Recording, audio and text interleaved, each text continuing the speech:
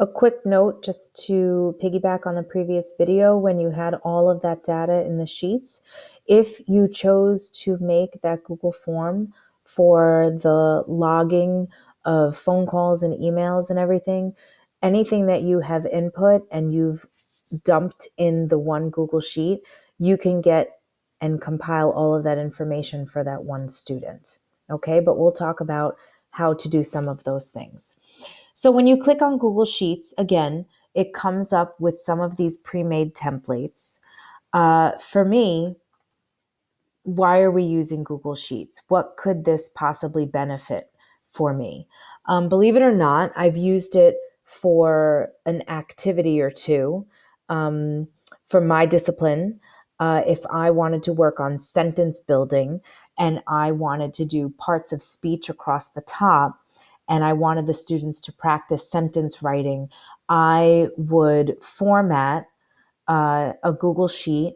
So they would have to pick a person, an action, a place, a mode of transportation, who they're going with.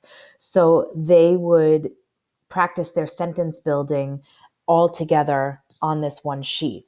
So what I would do is I would create it and I would attach it in an assignment to Google Classroom.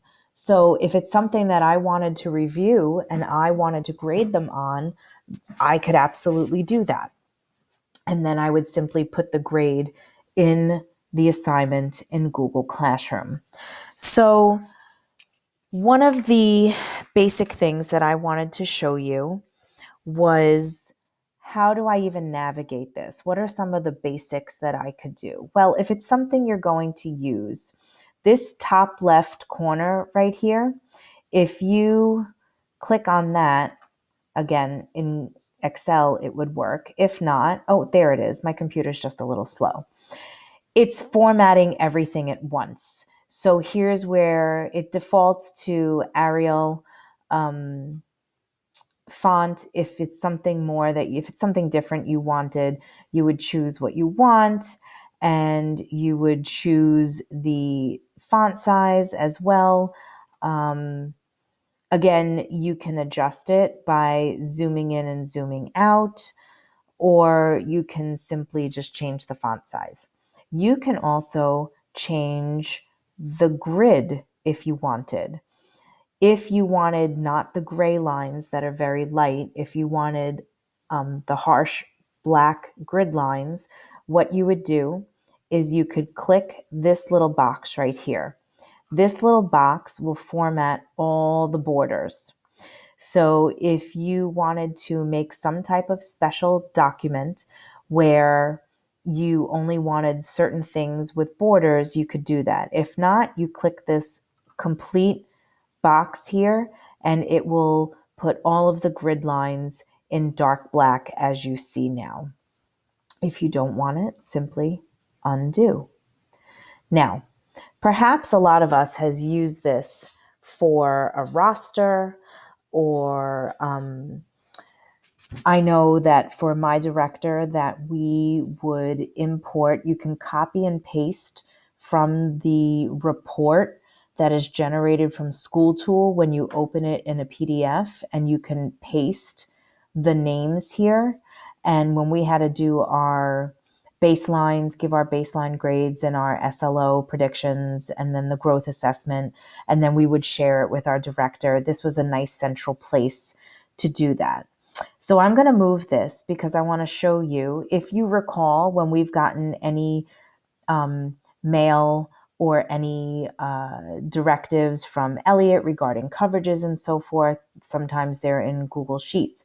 Down here on this tab, there's a couple things you can do. If you right click, you can duplicate the sheet. You can rename the sheet. So oftentimes we've often gotten the sheets with 6th grade, 7th grade, and 8th grade. For me, when I would send my SLO and growths and stuff, I would just do the periods.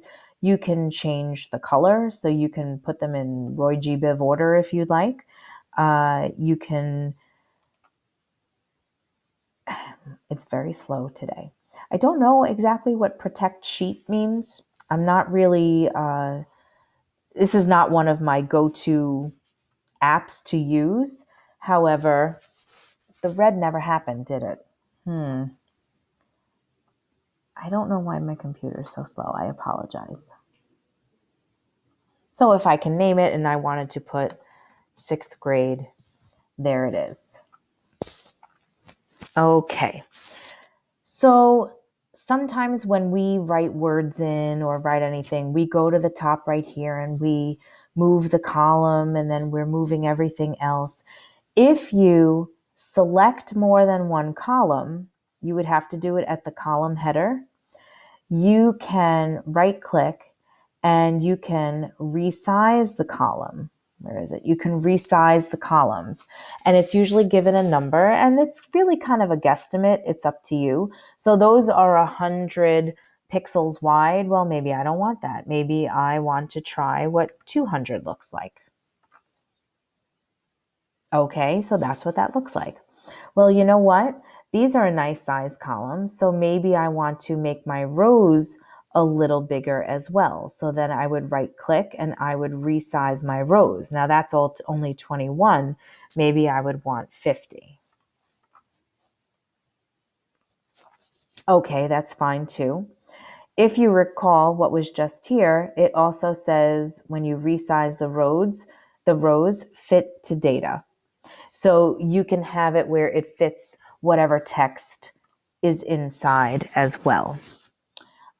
If you wanted to change the fill color, if you wanted to make a column or this part yellow, or if you want kind of what you could do if you want to sort some different answers, right or wrong. Again, if my student reached their SLO goal, I would put it in green. If not, I would put it in red, just as a spot check to help my director out. So that's really what I use it for. I use it for like a roster or anything housekeeping of that sense. But I would really like to show you something. This is a neat feature. And just like there was that option on the Google form to make a checklist, I actually made one as an assessment too, where I gave it to the kids. It was the same situation that I mentioned before about giving a listening situation, and they had to choose what the person ordered. I wanted to show you that as well. This is what I had made.